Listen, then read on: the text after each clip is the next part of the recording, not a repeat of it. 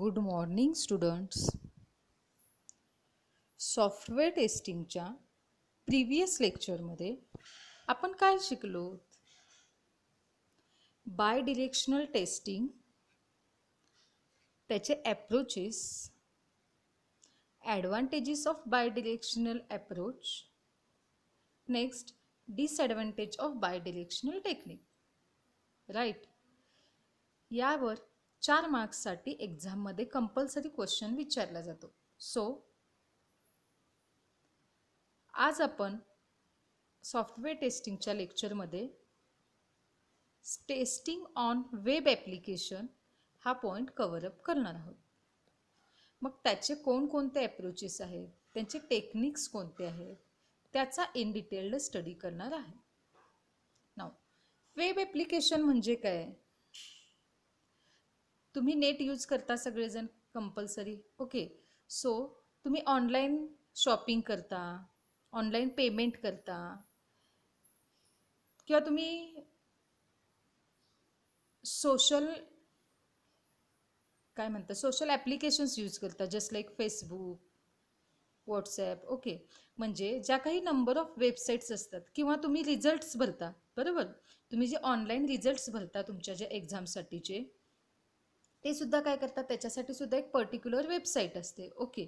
So जे online applications असतात त्याचं टेस्टिंग नेमकं कसं होतं आहे, ॲक्च्युली त्याच्यामध्ये काय घडतं, हे आज आपण स्टडी करणार आहोत. So testing on web applications म्हणजे कसं होतं त्याचं testing? Web application testing it is a software testing technique. Okay. हे एक काय आहे, टेक्निक आहे सॉफ्टवेअर टेस्टिंगचं. जे काही तुमचे नंबर ऑफ वेब ॲप्लिकेशन्स आहेत, ओके, त्यांचं टेस्टिंग करण्यासाठीचं हे एक टेक्निक आहे. तर ते काय करतं? It exclusively adopted to test the applications that are hosted on web in which the application interface and other functionalities are tested. मग याच्यामध्ये काय केलं जातं, जे काही नंबर ऑफ ॲप्लिकेशन्स आहेत, ओके, मी काय सांगितलं, तुम्ही ऑनलाईन शॉपिंग वगैरे करता, म्हणजे त्याच्यासाठी कोण कोण आहेत, ॲमेझॉन आहे, OLX आहे, हे जे काही नंबर ऑफ ॲप्लिकेशन्स आहेत ते वेबसाईटवर होस्ट केलेले आहेत. ओके. सो त्यांचं टेस्टिंग करायचं आहे, किंवा ते जे काही ॲप आहे ते युजर्सला युजर फ्रेंडली आहेत काय, जे कोण कस्टमर, जे कोण नंबर ऑफ युजर्स असतील त्यांना ते युजर फ्रेंडली आहे का, पुन्हा त्याच्यामध्ये जे काही number of functions, number of features, किंवा you can say number of services त्याच्यामधून ज्या काही प्रोव्हाइड केलेल्या आहेत त्या ॲक्च्युअली वर्कआउट होत आहेत का, ॲज इट इज ज्या पद्धतीनं ते डिझाईन केले, ज्या पर्पजसाठी डिझाईन केलेलं आहे ते एखादं ॲप्लिकेशन, ते तसं वर्कआउट होतंय का ॲक्च्युअलमध्ये, ज्यासाठी जे ते डिझाईन केले ते सगळं टेस्टिंग केलं जातं. त्यालाच काय म्हणतात, testing on web application. Now, checking web applications for bugs before it's made live or before code is moved into the production environment. म्हणजे काही नंबर ऑफ ॲप्लिकेशन्स असतात त्याच्यामध्ये एखादा बग किंवा एरर प्रेझेंट आहे का, ते काय केलं जातं, टेस्ट केलं जातं. कधी टेस्ट केलं जातं, हा जो काही आपण तयार केलेला कोड असणार आहे तो प्रोडक्शन डिपार्टमेंटकडे पाठवायच्या आधी, किंवा हा एखादा जो ॲप्लिकेशन आहे तो पब्लिश करायच्या आधी काय केलं जातं, त्याच्यामध्ये काही बग्स वगैरे प्रेझेंट आहेत का ते चेक केलं जातं. म्हणजेच काय केलं जातं, तिथं टेस्टिंग केलं जातं त्या ॲप्लिकेशनचं. ॲप्रोचेस ऑफ वेब ॲप्लिकेशन टेस्टिंग. आता हे जे काही वेब ॲप्लिकेशन टेस्टिंग आहे त्याचे नंबर ऑफ ॲप्रोचेस आहेत. ओके. ते कोणते आहेत? त्यातील फर्स्ट वन असणार आहे युजेबिलिटी टेस्टिंग. याच्यामध्ये काय होतं, tester focus on is use of web based application. The goal is to understand how real users interact with your website and make changes based on the results. आता usability testing केलं जातं म्हणजे काय, suppose एखादं आपण application आहे धरूया, okay, एखादं वेब ॲप्लिकेशन, किंवा तुमचंच घेऊया ऑनलाईन रिझल्ट्स तुम्ही जे सबमिट करता ना शिवाजी युनिव्हर्सिटीचं एक्झाम फॉर्ममध्ये, ते घेऊया आपण. ओके. तर त्याच्यामध्ये काय केलं जातं, जे काही नंबर ऑफ युजर्स आहेत ती जी काही पर्टिक्युलर वेबसाईट यूज करत असतात त्यावेळी ती त्यांना इझिली ग्रास्प होते ना, त्यांना ती पटकन समजून जाते ना, ती युजर फ्रेंडली आहे का, की ती कुठं म्हणजे त्याच्यामध्ये जे काही नंबर ऑफ सर्व्हिसेस प्रोव्हाइड केलेले असतात. ओके, मग त्याच्यामध्ये लॉग इन असतं, तुमचा रिझल्टसाठी सेपरेट डिपार्टमेंट असतं, पुन्हा त्याच्यामध्ये काय येतं, नंबर ऑफ तुमचे कोर्सेस कुठले कुठले आहेत, अशा नंबर ऑफ सर्व्हिसेस त्यांनी प्रोव्हाइड केलेले असतात त्याच्यामध्ये, जेणेकरून तुम्ही डिपार्टमेंटला गेला की नंबर ऑफ डिपार्टमेंट येतात.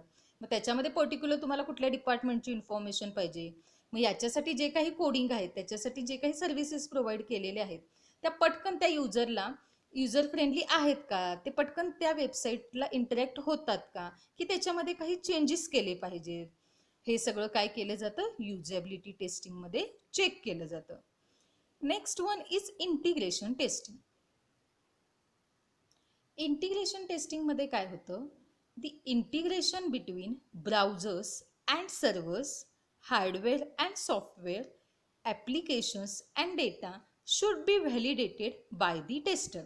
आता इंटिग्रेशन म्हणजे काय, तुम्हाला तरी माहिती आहे, जे काही नंबर ऑफ युनिट असतात, ओके, ते काय केले जातात, एकमेकाला कनेक्ट करून ते ॲक्च्युअली प्रॉपरली तसं वर्कआउट होतंय का, म्हणजे ते कनेक्टिव्ह आहे का एकमेकांना, ते सगळेजण टुगेदर मिळून वर्कआउट होतात का, हे म्हणजे इंटिग्रेशन. बरोबर. मग आता इंटिग्रेशन टेस्टिंग वेब ॲप्लिकेशनचं कसं केलं जातं, तर आता वेब ॲप्लिकेशनचं टेस्टिंग करणार आहे त्याच्यामध्ये, सो ऑफकोर्स ब्राउझर आला, सर्व्हर आला, इनपुट काहीतरी आपण देणार, सो सॉफ्टवेअर आलं, हार्डवेअर आलं, त्याच्यासाठी जो काही आपण डेटा देणार, म्हणजे हे जे काही नंबर ऑफ आहेत ते काय होतात, एकमेकांना कनेक्टेड आहेत का, एकमेकांना इंटिग्रेटेड आहेत का, ते प्रॉपरली वर्कआउट होत आहेत का, हे काय केलं जातं, व्हॅलिड केलं जातं टेस्टर थ्रू. म्हणजेच पुन्हा इथं काय होतं, टेस्टिंग होतं, इंटिग्रेशन टेस्टिंग होतं, कोणामध्ये, तर in between browser and server, hardware and software and the applications and data, हे काय केलं जातं, ह्या सगळ्यांचं व्हॅलिडेशन केलं जातं टेस्टरकडून, जेणेकरून यांच्यामध्ये ते प्रॉपरली वर्कआउट होत आहेत का, एकाची जो काही एक डेटा असणार आहे तो नेक्स्ट पुढं प्रोव्हाइड केला जातो का, ते प्रॉपरली वर्कआउट होतं का, हे टेस्टिंग केलं जातं, ते टुगेदरली वर्कआउट प्रॉपरली होतात की नाही, हे झालं इंटिग्रेशन टेस्टिंग. नेक्स्ट अप्रोच असणार आहे वेब ॲप्लिकेशनचं, ते म्हणजे कॉम्पॅटिबिलिटी. आता याच्यामध्ये काय होतं, कॉम्पॅटिबिलिटी टेस्टिंग म्हणजे काय, तर tester should test the web based application on different browsers to make sure that the application behavior is consistent on all the browsers.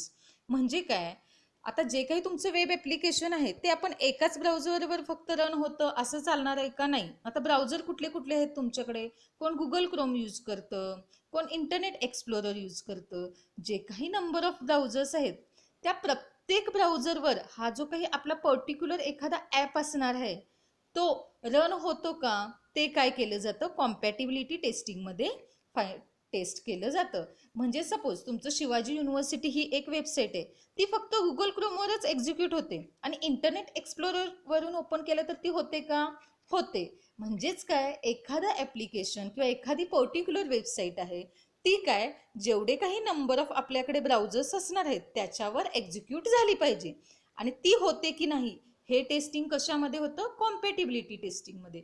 नाहीतर असं नको व्हायला की एखादी पर्टिक्युलर वेबसाईट आहे जी फक्त ब्राउझर ही इंटरनेट एक्सप्लोररवरच ओपन होते आणि गुगल क्रोमवर होत नाही, असं नाही चालणार. सो प्रत्येक ब्राउझरवर काय केलं पाहिजे, ते जे काही पर्टिक्युलर वेबसाईट आहे ती एक्झिक्यूट झाली पाहिजे, आणि त्याच्यासाठी काय केलं जातं, ते टेस्टिंग केलं जातं पर्टिक्युलर एखादी वेबसाईट पब्लिश करण्याच्या आधी. सो ते कशामध्ये कव्हर अप होतं, कॉम्पॅटिबिलिटी टेस्टिंगमध्ये. नेक्स्ट वन असणार आहे performance testing. Okay, next approach असणार आहे वेब ॲप्लिकेशन टेस्टिंगमध्ये performance testing. Okay, so the performance of web based application should be validate properly.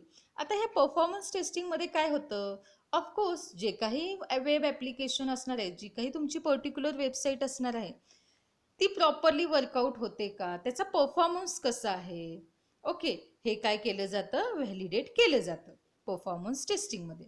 And the next one is security testing. आता security testing या नावावरूनच तुम्हाला लक्षात येईल ती जी काही पर्टिक्युलर वेबसाईट आहे ती सिक्युअर आहे की नाही हे काय केलं जातं, चेक केलं जातं सिक्युरिटी टेस्टिंगमध्ये. So The authorization and access control of application should be properly tested and validated. म्हणजेच काय, ती जी काही पर्टिक्युलर वेबसाईट असणार आहे, ओके, त्याचा एक पर्टिक्युलर कोणतरी ऑथर असणार आहे, त्याचा जो काही डेटा आहे तो सगळेजण जर ॲक्सेस केले तर काय होणार, मग तो सिक्युअर असणार का वेबसाईट? नाही. सो त्याचा जो काही डेटा असणार आहे तो डेटा कंट्रोल एखाद्या पर्टिक्युलर ऑथरकडे असणार आहे. तो डेटाबेस फक्त एका ठिकाणी स्टोअर झालेला असणार आहे. जर तो इझिली कोणी पण जर काय केलं, ॲक्सेस केलं, तर तो सिक्युअर होईल का ती वेबसाईट? नाही. ऑफकोर्स कॉम्पिटिटर ते हॅक करतच असतात. सो काय केलं जातं, सिक्युरिटी टेस्टिंग इज मस्ट. त्या वेब ॲप्लिकेशन, पर्टिक्युलर ॲप्लिकेशन असू दे किंवा वेबसाईट असू दे एखादी, ते काय केलं जातं, त्याला सिक्युरिटी आहे की नाही, प्रोव्हाइड केलेली सिक्युरिटी प्रॉपरली वर्कआउट होती की नाही, हे काय केलं जातं, सिक्युरिटी टेस्टिंगमध्ये चेक केलं जातं. वेब ॲप्लिकेशन टेस्टिंगचे 5 टेक्निक्स आहेत. ओके, फर्स्ट कोण असणार आहे, युजेबिलिटी टेस्टिंग. नेक्स्ट असणार आहे interface testing. Next one is compatibility testing. Next one is performance testing and the last one is security testing. Okay, आता याच्यामध्ये आपण आजच्या लेक्चरमध्ये युजेबिलिटी टेस्टिंग मीन्स व्हॉट, त्याच्यामध्ये ॲक्च्युली कोणकोणते कंपोनंट्स आहेत, ते कसं वर्कआउट होतं, याचा इन डिटेल्ड स्टडी करणार आहोत. नेक्स्ट लेक्चरमध्ये जे काही रिमेनिंग टेक्निक्स आहेत त्याचा आपण स्टडी करणार आहोत. युजेबिलिटी टेस्टिंग हे खूप इम्पॉर्टंट पॉईंट आहे. याच्यावर 4 मार्क्ससाठी कंपल्सरी एक्झाममध्ये क्वेश्चन विचारला जातो. The purpose is to gather the data needed to help improve a website or application design. Okay, हे काही युजेबिलिटी टेस्टिंग आहे, त्याचा मेन गोल काय असणार आहे, त्याचा मेन फोकस कशावर असणार आहे, त्याला जो रिक्वायर्ड डेटा असणार आहे, जो तुम्ही गॅदर केलेला आहे, तो काय करतो, कशासाठी मदत करतो. तर जी काही आपण वेबसाईट बनवलेली आहे किंवा एखादं पर्टिक्युलर ॲप्लिकेशन आपण डिझाईन केलेलं आहे, त्याची जी काही क्वालिटी असणार आहे ते इम्प्रूव्ह करण्यासाठी जो काही गॅदर केलेला डेटा आहे तो युजफुल ठरतो. मग युजेबिलिटी टेस्टिंगमध्ये काय होतं, जे काही आपण वेबसाईट किंवा ॲप्लिकेशन बनवलेलं आहे ते युजर फ्रेंडली आहे का, जे काही नंबर ऑफ युजर्स असतात त्यांना ते इझिली कॅप्चर होतं का नाही, हे काय केलं जातं, टेस्ट केलं जातं. आणि जर तसं नसेल, ते समजण्यासाठी हार्ड जात असेल, टफ जात असेल, जे काही नंबर ऑफ युजर्स किंवा कस्टमर असतील, तर त्याच्यामध्ये चेंजेस करण्यासाठी, ते ची क्वालिटी इम्प्रूव्ह करण्यासाठी, ते इझिली ग्रास्पिंग होण्यासाठी काय केलं जातं, त्याच्यामध्ये चेंजेस केले जातात. सो त्याचा मेन गोल काय असणार आहे, ती जी काही पर्टिक्युलर वेबसाईट आहे त्याची जी काही क्वालिटी युजर फ्रेंडली जे काही करायचं आहे ते इम्प्रूव्ह करणे, हा त्याचा मेन फोकस असतो. So it is important to be sure that your application or website is easy to navigate and that tasks can be completed with ease, otherwise people will leave and go to competitor site.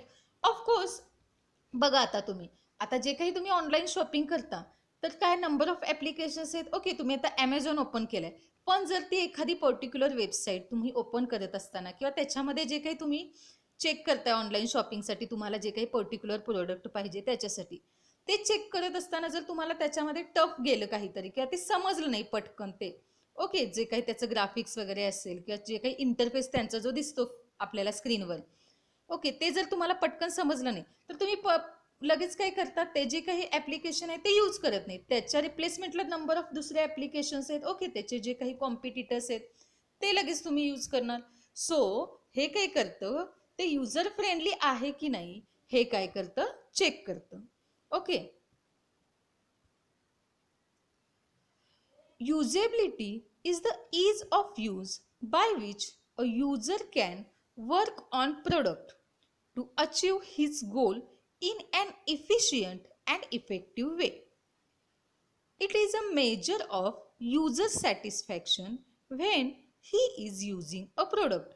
म्हणजेच काय, usability टेस्टिंगमध्ये काय होतं, जे काही number of users असणार आहेत, okay, आता मी तुम्हाला सांगितलं ऑनलाईन शॉपिंगसाठी sir, okay, so particular product find out करण्यासाठी तुम्ही ॲमेझॉन यूज करता ऑनलाईन शॉपिंगसाठी.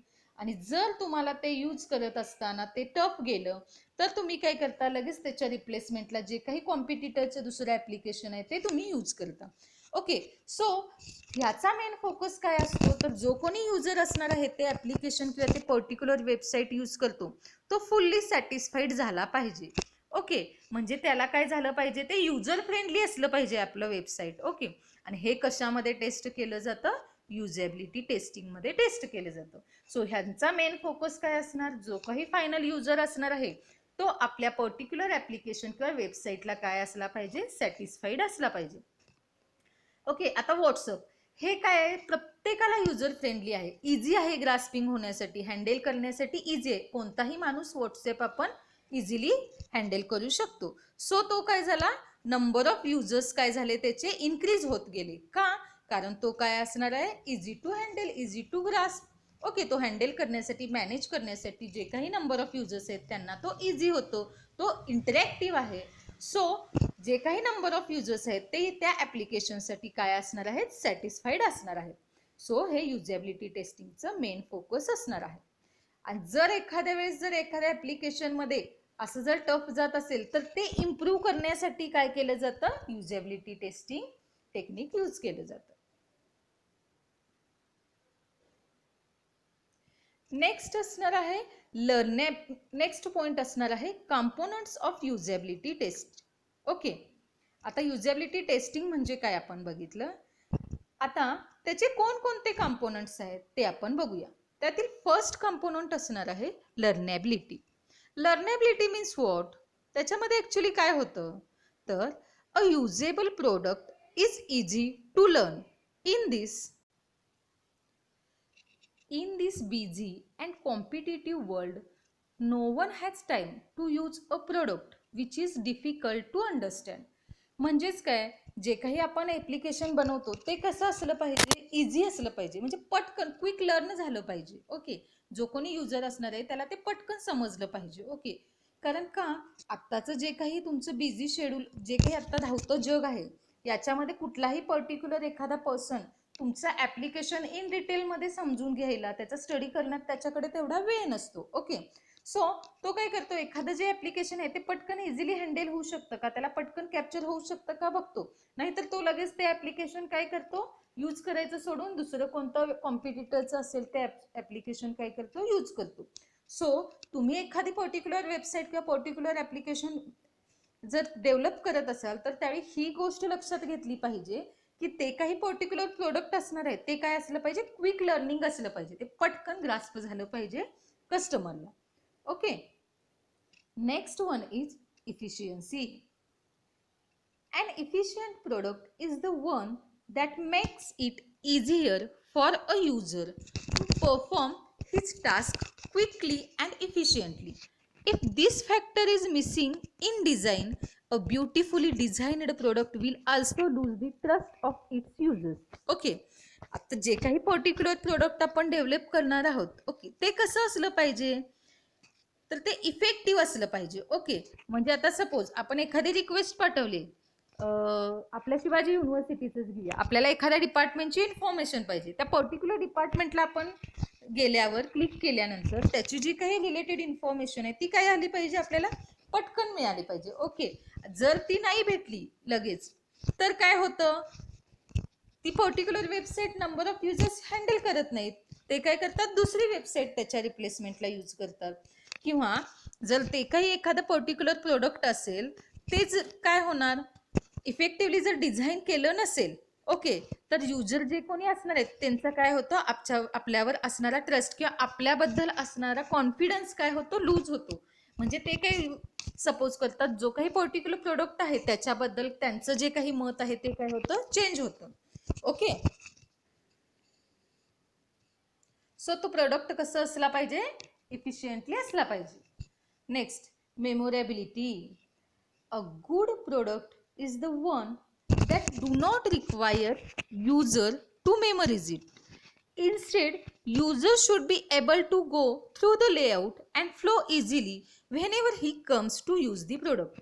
म्हणजेच काय, एखादा प्रोडक्ट जर आपण पर्टिक्युलर डिझाईन करत असेल तर तो असा असला पाहिजे, किंवा एखादी पर्टिक्युलर वेबसाईट की जसं की सपोज आता आपण म्हणतो तू कोणतं कोलगेट यूज करतेस, ऍक्च्युली ती काय आहे, टूथपेस्ट आहे, पण आपण म्हणताना काय म्हणतो, तू कोणतं कोलगेट यूज करतेस. ओके, म्हणजे असं इतकं इझिली ते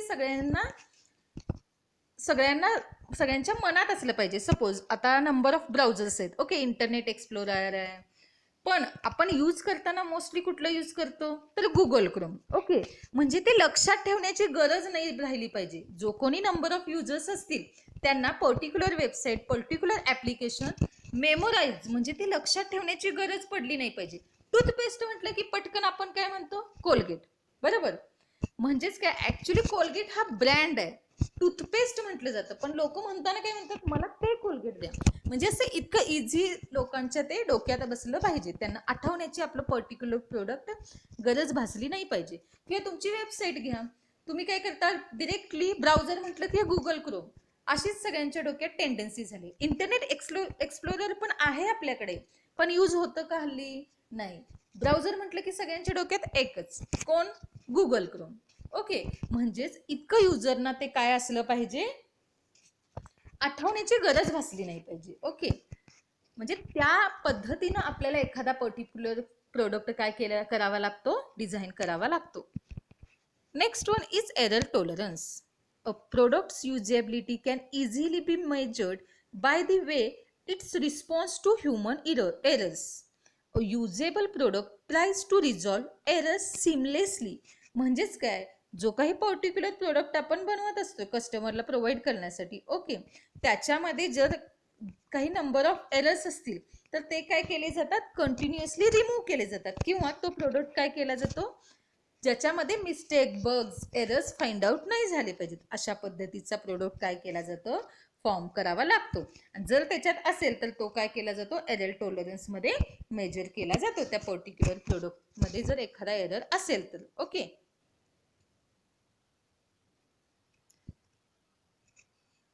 next point is satisfaction. This is the last component of usability testing. This usability component requires to provide a pleasant and satisfactory user experience. If a user comes to use a product, he should be able to accomplish his goals in a way that he wants to come back again to the same product.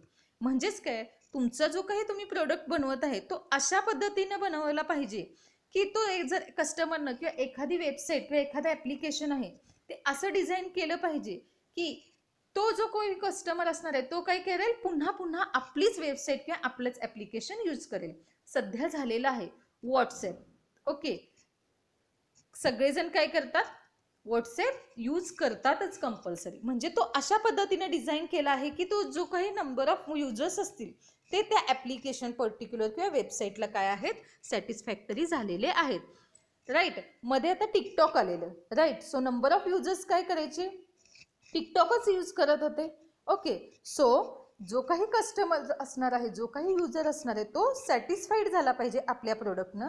किंवा जो समजा आता तुम्ही shopping करायची म्हटलं तर काय करता, number of users Amazon use करतात, राईट.